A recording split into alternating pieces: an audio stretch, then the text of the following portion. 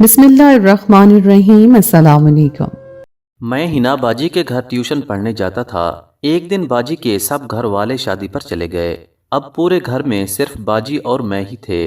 अचानक ही बिजली चली गई। गर्मी की वजह से बाजी को बहुत पसीना आने लगा, इसलिए बाजी नहाने के लिए चली गई। जब बाजी नहाकर निकली तो मुझे ऐसा महसूस हुआ जैसे 2 फुटबॉल किसी भी कैद से आजाद फिर रहे हैं। मेरे मुंह में पानी आने लगा और जो ही बाजी अपने घने बालों को तौलिए से खुश्क करने के लिए नीचे झुकी तो झटकों से वो फुटबॉल भी खूब हिलने लगे।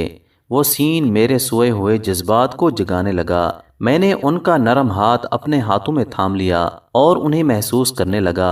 मैं बोला, बाजी, आज मैं सिर्फ एक बार आपको आपकी ही मर्जी से हासिल करना चाहता हूँ। मगर बाजी ना मानी और बोली कि तुम मेरे स्टूडेंट हो, ऐसी बात कभी सोचना भी मत। मैंने आगे बढ़कर उन्हें पकड़ लिया। वो पतली सी लड़की थी, इसलिए मैंने उन्हें आराम से अपने काबू में किया। आज मुझे कोई डर न था। मैं पहले फुटबॉल से खूब खेला, फिर जो ही तंग नदी में नहाने लगा तो अचानक ही नदी से। मेरा नाम साजिद है, मेरी उम्र 19 साल है, लेकिन मैं अभी तक मैट्रिक का स्टूडेंट ही हूँ। मैं पढ़ाई में काफ़ी कमज़ोर हूँ, उसी वजह से मैं बार बार फेल हो जाता। लेकिन अम्मी अब्बू की ज़िद थी कि साजिद बेटा, तुमने मैट्रिक लाजमी पास करनी है। फिर मैंने अपने घर वालों से कह दिया कि आप मुझे किसी अच्छी जगह ट्यूशन लगवा दें, नहीं तो मुझसे पढ़ाई नहीं होती। मेरी अम्मी कहने लगी कि साजिद बेटा, जितने भी मोहल्ले के ट्यूशन पढ़ाने वाले हैं उन सब से तेरे अब्बू ने बात की है, मगर उनमें से कोई भी तुम्हें पढ़ाने को तैयार नहीं, इसलिए तुम किसी एकेडमी में चले जाओ।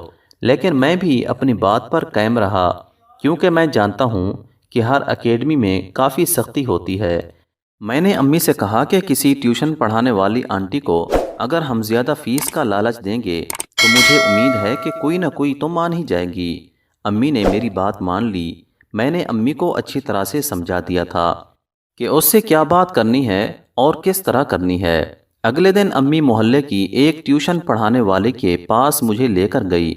मैं उस दिन पहली मर्तबा वहाँ गया था, मगर जो ही मैंने वहाँ की बाजी को देखा तो मैं हैरान रह गया, क्योंकि वो बहुत खूबसूरत और अच्छे नए नक्श की हामिल थी। लेकिन उसने जब मुझे देखा, पहले तो मेरी मैट्रिक का नाम सुनकर हंसी और फिर इनकार कर दिया। वो बोली कि वो मैट्रिक तक ज़रूर पढ़ाती हैं, मगर वो छोटे बच्चों को पढ़ाती हैं और ये तो उनसे 4 साल बड़ा है।